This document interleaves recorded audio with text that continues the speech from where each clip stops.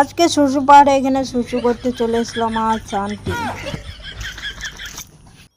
তো হ্যাঁ গাইজ, আজকে আব্বা বুলেট থেকে নিয়ে বেরিয়ে গেলাম গোশ আনতে।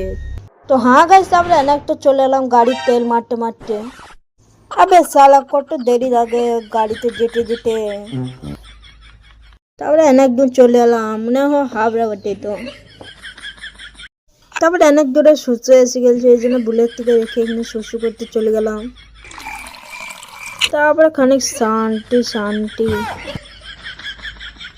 তারপরে আমার বুলেট তখন ঘুরেছি জবার লেগে, ফাইন লেগে আগে চেপে দেখি খানি গান করিলি চিরদিনই তুমি যে আমার। তবে আমি গান কেন করছি, তো আমি তো গোশ নিতেছি। তারপরে কেটিএম তো খানি দাঁড়িয়ে গোশ নিয়ে যাচ্ছি এখন। তো হ্যাঁ গাইস, তারপরে ঘর যাচ্ছি আমি। আবে আমি মুরগি গোশ আনতে গেছিলাম, ছাগলের গোশ কি করে এলো?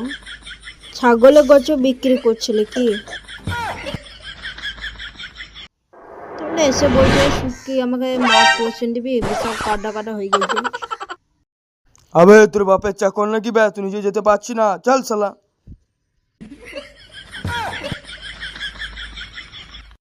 তো হ্যাঁ গাছ, এবার দেখাবে নেক্সট ব্লগে।